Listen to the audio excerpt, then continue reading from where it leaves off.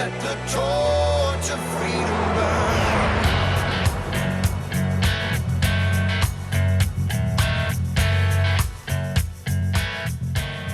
You found your way to the intersection of faith and the culture. It's WallBuilders Live. We're talking about the hottest topics of the day in policy and faith and culture.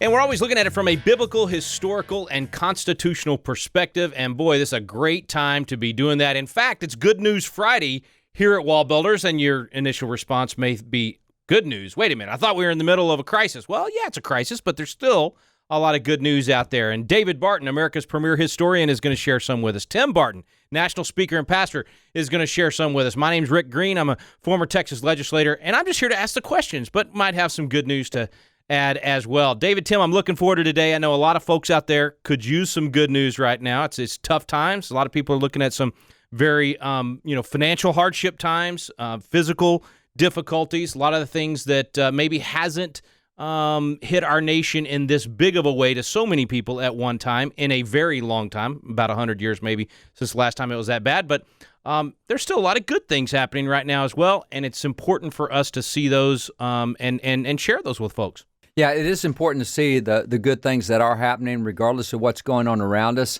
We're told in the scriptures in Romans 12 that you overcome the evil with the good.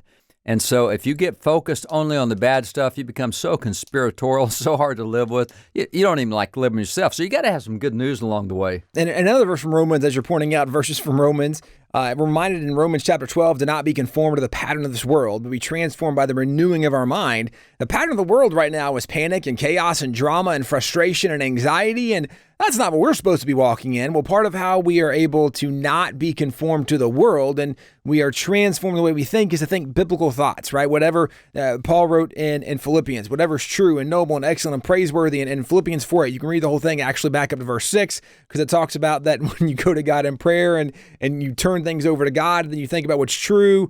This is what we're supposed to be thinking about, is what is true, what is positive, what is excellent and praiseworthy of good report, what has virtue in it. And so that's part of what we want to do on Good News Friday, is not ignore the reality around us, but recognize that the problems, the frustration, the drama that we're seeing does not have to be the only thing that we see, because there is a lot of good happening in spite of the drama and chaos and COVID-19. One of the things I would point to is just national polling right now on a level that I've not seen. I would say that this environment right now, the media is extremely hostile toward President Trump. There's lots of negative stories about how he's failed to do this. He hasn't done this. He was too slow to respond to this. He was whatever. Amidst all of that, just from last week to this week, the public approval numbers for the way he's handling this has increased by 12 points. So it's now up to 55%. And I don't recall anything he's gotten 55% on in a long time, but that's a huge jump in just 1 week. Yeah, outside of the economy, when it was doing really well, when most people said, no, we like the current economic position, which certainly now most people would not feel the same way about the economy. And, even for us, not that we agree necessarily with everything that has been done or with all of the words that were chosen. Nonetheless, even still, looking at the way that most media coverage has been, it is pretty remarkable that in spite of the scathing reviews and attacks that have been going on, that most American people are looking going, no, we recognize he really is doing more beneficial things than not. And certainly, we're finding out more things this week that are going on. We'll find out more things next week of what the administration is doing, of what's happening in the House and the Senate with all of that frustration, with all of that drama, with all of that disagreement. Nonetheless, we are seeing some positive things happen from President Trump. And as Dad, you're mentioning even the polling numbers, people are recognizing that not everything we hear on the news is always an accurate reflection of what reality is. That's so encouraging to me that the judgment of the people is that good, right? Because I was thinking, man, there is such a bombardment right now of all negativity towards the president that probably most people are thinking that he's totally bungled this thing, which isn't true at all. I even went in, I Googled, I was looking for a list because I'd heard just a few of the positive things in a list from Mark Levin last week when I was listening to one of his podcasts. And so I was trying to find a list like that. And I'm not kidding you guys. I had to go through, and I think I Googled something like, action items, positive items Trump has taken to deal with the virus. I'm not kidding you. I went through 3 full pages of Google's response list that came up. all negative, not one positive headline. It was all about how he had messed everything up, had made it worse and all that. And I couldn't believe it because in reality, look at all the stuff he did. Stopping the travel from China when everybody else said that he shouldn't be doing that. And the Democrats were still in the middle of impeaching him at the time. And that's all the experts have now told us that was the biggest factor in slowing this thing down. Directing Health and Human Services to remove regulations so healthcare workers can have more flexibility. Signing legislation so healthcare workers could use industrial masks. Forcing the FDA to lift restrictions. Removing all kinds of other restrictions, bringing the SBA in for disaster loan, halting foreclosures, creating more flexibility for unemployment. I mean, I can't even get through the whole list before we got to go to break. So many good things, but not reported, and yet the American people still get it. How many points did you say, David? 12 points up, 11 points up? Just in the last week, it's gone up 12 points just in the last week. And he really has been decisive in so many areas and has really been ahead. And you're right, Rick. I mean, the critics, the things they were criticizing him for a few weeks ago is exactly the stuff that you can point to now as being really the right move that's gone on. So he really has been a good leader at the right time, and he's done it without saying the government is in charge of your life. I mean, he really has done a lot of partnerships that have been really healthy.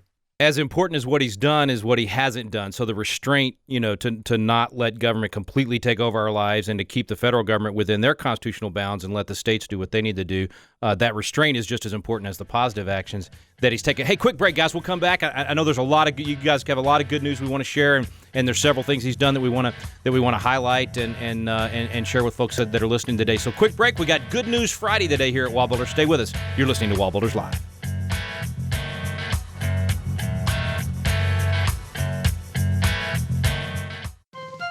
This is David Barton with another moment from America's history. While some Christians anticipate the upcoming elections and the opportunity to be involved in civil government, others view Election Day as no different from any other. Although they cherish their religious liberties, they see no mandate to be involved in government further than to pray. Such individuals need to consider the words of founder John Witherspoon, who wisely observed, "There is not a single instance in history in which civil liberty was lost and religious liberty preserved." While it is true that every Christian should at least pray for our government, founder John Hancock noted there was more. He charged, "I urge you, by all that is dear, by all that is honorable, by all that is sacred, not only that you pray, but also that you act." Therefore, in this year's elections, in addition to praying, make sure that you vote. For more information on God's hand in American history, contact WallBuilders at 1-800-8-REBUILD.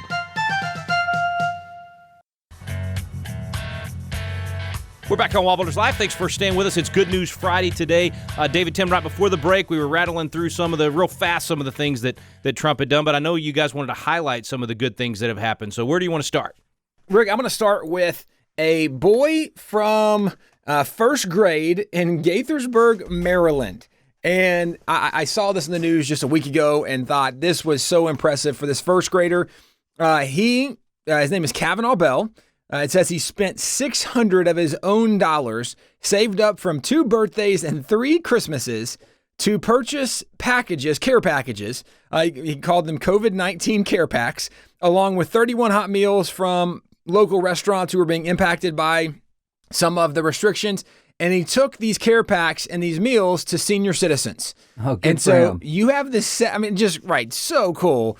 Bravo to this 7-year-old. And first of all, when I saw a 7-year-old with $600 in a savings account, I was blown away because that's more than most Americans have in their savings account. So good job, right, for this 7-year-old. But there's pictures, there's videos of him that I saw, and he has these, essentially they're like grocery carts. They're these big basket carts that he's pushing around, and on the inside there are packages full of meals, as well as he's got bottles of Clorox bleach, and it shows him going to some of these doors and knocking on the doors, and senior citizens answer, and he gives them food and a bottle of bleach, and just, we want to help you in this hard time. And so this is a 7-year-old who was inspired to do something. Certainly, you can imagine his parents have encouraged this and a lot of things along the way. But that was one thing I saw, right? So as we've talked about some of the response from the president, some of the good things that are going on, at some of the American people that are recognizing to kind of drown out the noise of the media and still appreciate that we have a leader who's making some tough decisions, but actually making decisions as a leader. So we recognize the president. But now looking at the response of just people, of average citizens that are acknowledging and engaging in some of the hard times in the nation. So one of them is a 7-year-old boy. Another one is a story from Little Rock, Arkansas. And this involves a fire department, Quail Creek Fire Department in Little Rock. The fire chief was interviewed and talked about how they saw so many big rigs. And as the big rigs are carrying, right, some of these 18-wheelers are carrying supplies that are essential supplies, that are helping fill up grocery stores, that are bringing medical devices, whatever it is. These 18-wheelers are still pretty consistently on the road. But as so many places are being forced to close down because of restrictions from states or counties, or a lot of places, restaurants are now just drive-through only. It puts these 18-wheelers and especially the drivers in a difficult situation, because even some of the normal gas stations where they would stop, their in-house dining is closed, and so they're not able to get food. And so the fire chief said that he recognized there was a problem. The fire chief's name is James Church. So he recognized there was a problem. He posts on social media, letting the community know that they're going to start providing hot meals for truckers at no cost. And what he did, he Awesome. saw there was an issue. This article says he went back to the department and talked about that now truck stops are not able to serve food. And we want to do something to help these truckers, because these truckers are bringing groceries to all these Americans, and help these them make truckers sure are heroes, man. These truckers are absolute heroes. And that's it. He said, we need to help do something to help these guys out. And so he said, I asked the guys if we wanted to go buy some stuff and start cooking for them, and we did so. So their focus, he said, is on truck drivers. He said, but if anybody needs a meal, we won't turn anybody away. And so the community has started donating to them, donating food so they actually can cook some stuff, donating money so they can go buy stuff. But this is another example of what you would hope to see in the American people, the heart that says, we want to help, we want to give back, we want to do something. In the midst of this crisis, right, the people, Rick, as you're mentioning, right, these heroes, truck drivers who are out there who are doing things on a day-to-day basis, right, the grocery store workers who are having to be exposed to all these people, and they don't know if they're sick or not, and they're stocking shelves, and they're working extended hours, and right, the medical professionals. You go down the list of people that are helping our nation continue to function. We are so grateful for them. And so this was really cool to see a fire department, Little Rock, Arkansas, giving back. And this is just one of dozens, if not hundreds of examples we've seen over the last couple weeks.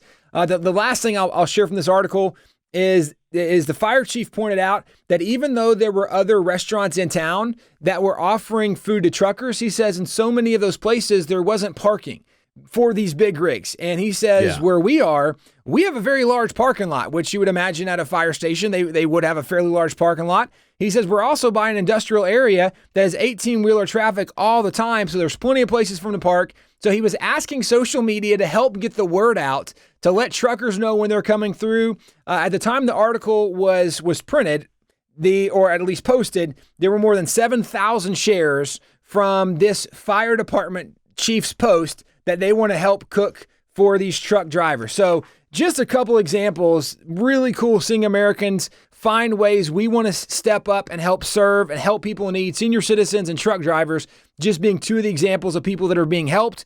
Nonetheless, really cool to see American people stepping up to help. Yeah, it's so cool to watch. We got to take a quick break. Another group out there is, all those healthcare workers and nurses and, showing up for work, even when the equipment is so tough to come by to protect themselves.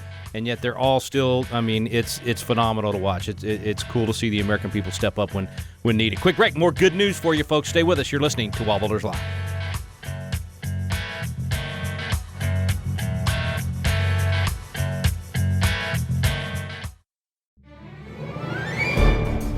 Hi, this is David Barton. I want to let you know about a brand new book we have out called This Precarious Moment: 6 Urgent Steps That Will Save You, Your Family, and Our Country.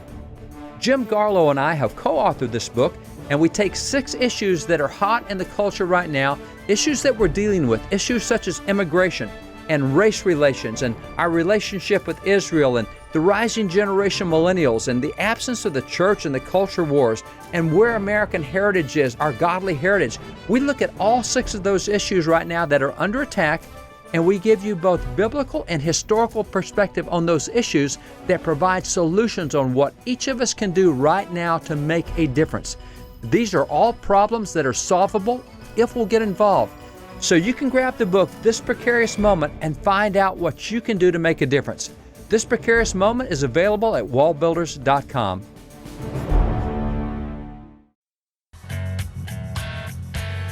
We're back on WallBuilders Live. It's Good News Friday today, and a great time to go to WallBuildersLive.com and go into the archives and listen to some of those other Good News programs from the past few weeks. You're probably not hearing a lot of good news, certainly from the major media these days, but we've got a lot available to you right there at our website, WallBuildersLive.com. David and Tim have a lot of good news that they've compiled over the last few weeks, and a lot of it has to do with just what's happened in the last 8 or 10 days with the current situation in America. So what's our next piece of good news, guys? So it's going back to President Trump, and with all that they're doing, and it's all hands on deck right now, and they're just doing everything they can to help. But I thought it was significant they did not exclude the spiritual. As a matter of fact, they definitely included the spiritual. Not only did the president call for a day of prayer regarding this, that they need a lot of prayer to get the right solutions and make the right decisions, and we need prayer for people that have been affected and people who have lost others and all the things that go with this. But he and Vice President Ben Carson got on a phone call, an hour-long phone call with thousands of pastors, and talked to thousands of pastors and talked about how that they are helping the communities. And I will say, I've seen a lot of reports of how churches have really stepped up in this time. They have started impacting communities, which they need to be doing anyway all the time without a crisis, but they really have stepped up here. We even sent out a blast from WallBuilders listing things we've seen churches doing. I don't know, it was 12, 15 things, whatever it was, that a church can do in their own community. Even with all the restrictions that are there, there's a lot that can still be done. So the president is doing everything he can and all hands on deck, including let's get God help into this. So let's get spiritual folks into this, which is really good not to see that excluded. And David, if we could encourage people at home as well, when they're praying for the country right now, pray for the wisdom of those leaders and the advisors, these health officials that have been thrust into the decision making on this. And even, don't let our own kind of bias in politics get in the way of praying for your governor, your local leaders in those situations. They need godly wisdom and counsel, and so pray that they're getting that. Even if you disagree with the decisions they're making right now, pray that they'll get better data, better advisors, whatever. But just, man, I mean, what a perfect time to heed that biblical command to pray for our leaders first and foremost. Yeah, it's a good thing to remember, because this is not a time for partisan politics. And going back to the first segment, it's interesting. You said you went 3 full pages deep into Google before you found a positive story. We've even seen some of the media coming out and saying the biggest objective is to keep Trump from being reelected. Really? Over the lives of Americans? You're going to make politics bigger than that? But they have openly acknowledged that is our number one objective, keep him from being reelected. So even in a crisis, we don't pull together.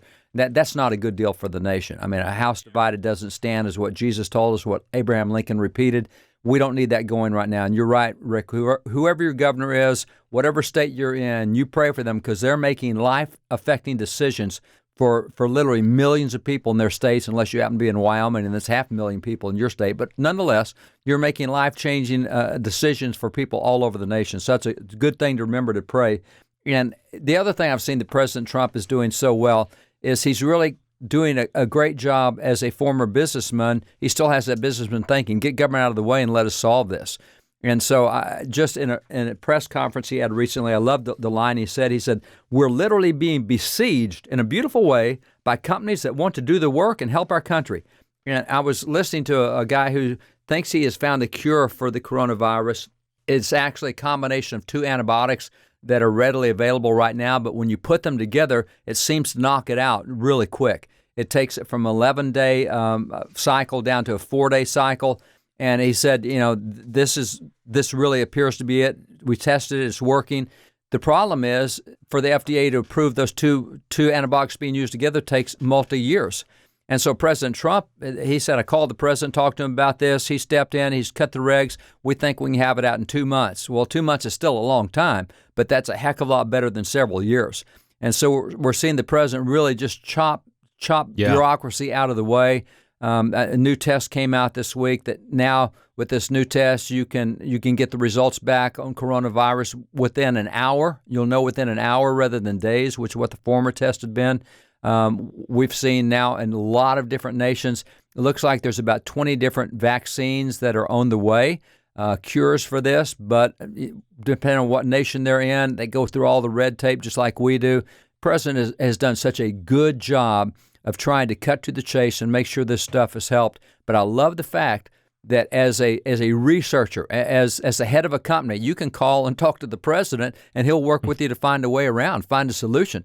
I mean, you don't have to go through the 43 levels of bureaucracy you would normally go through to talk to the president. You're actually being able to connect, and he's talking to private business one-on-one. And I think that is really, really good, really healthy, says a lot about his leadership.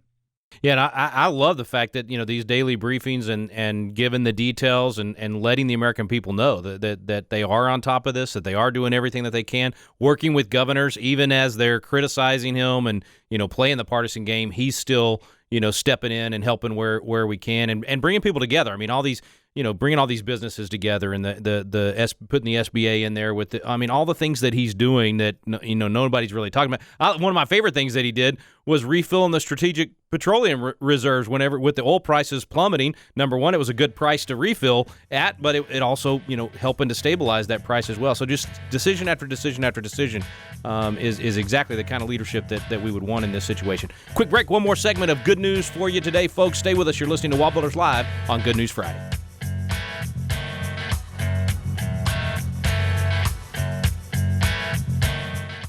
Have you ever wanted to learn more about the United States Constitution, but just felt like, man, the classes are boring, or it's just that old language from 200 years ago, or I don't know where to start? People want to know, but it gets frustrating because you don't know where to look for truth about the Constitution either.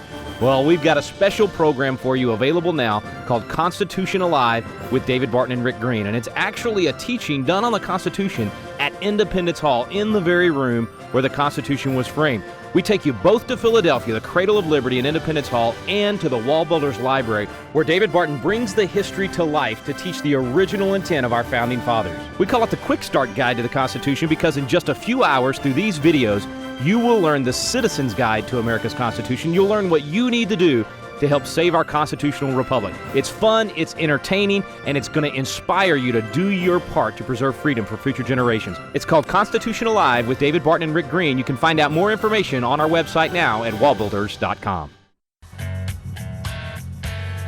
We're back here on WallBuilders Live. Good News Friday today, and there's more of that available on our website today at wallbuilderslive.com, so check it out. Tim gets our last piece of good news for the day.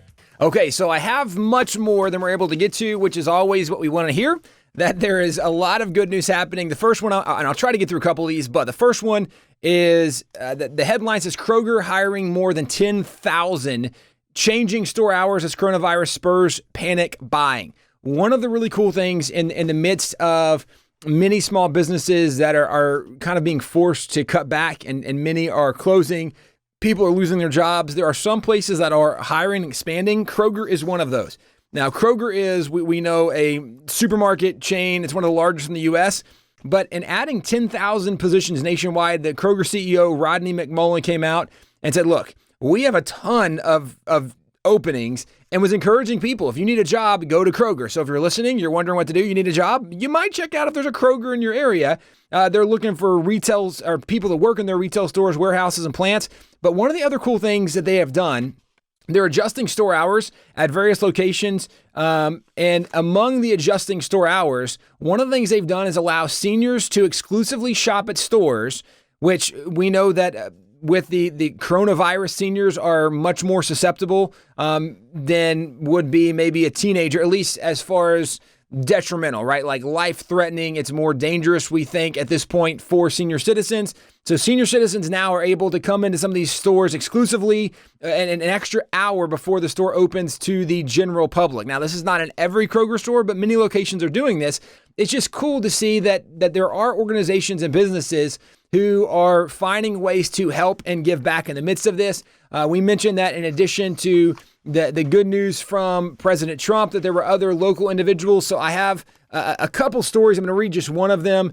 from a lady named Joan Hans. She says, I'm a senior living in Beachmont. Monday, I found a note in my mailbox from a young neighbor couple offering to do anything they can to help me, and even said I could pass their number on to other seniors I might know that might need help. They included their names and phone numbers. I was really touched by their offer. I am fortunate to have 3 adult children in town who call often to check on me, but it's nice to know that someone is right down the street in an emergency. There are so many more examples of this, but it's just, again, it's cool to see how many Americans are stepping up and offering to help in times of need with what's going on right now. Man, so cool. And, we're seeing young people in our community and other places across the country being willing to go and serve seniors in that way and go pick up groceries or whatever is needed. So it's awesome to see those things. Also, seeing Amazon looks like hiring 100,000, they're saying, and Walmart 150,000. HEB, I know, is hiring tons. So look, there are bright spots here. There are people stepping up. This is not the apocalypse. We're going to get through this. It's going to be tough, but we're going to get through it. Thank you to all of you for listening today. We're going to keep bringing you good news, maybe not even just on Friday, but throughout the week, and also looking at the tough questions of what's constitutional, what's not, what's going to happen, economically, all of those things, and what the best policies going forward are going to be. It is a great time to analyze the formula for freedom and to study these things. So make sure you're watching. By the way, we're going to have these episodes once a week of One Room Schoolhouse coming out of the library at WallBuilders. What a great way for you to be able to get with your family and together learn these things. Also, the Constitution class, a great time to walk through that, and we're making that free to you as well at constitutioncoach.com. Become a Constitution host, and you get a free license to be able to broadcast that online with your friends and family and get them educated while they're stuck at home. So make the most of this time, and as we mentioned earlier in the program, make sure we're praying for our leaders and praying for wisdom and good counsel in those meetings that are taking place on a around-the-clock basis right now. Thanks so much for listening. You've been listening to WallBuilders Live. We stand undivided, forever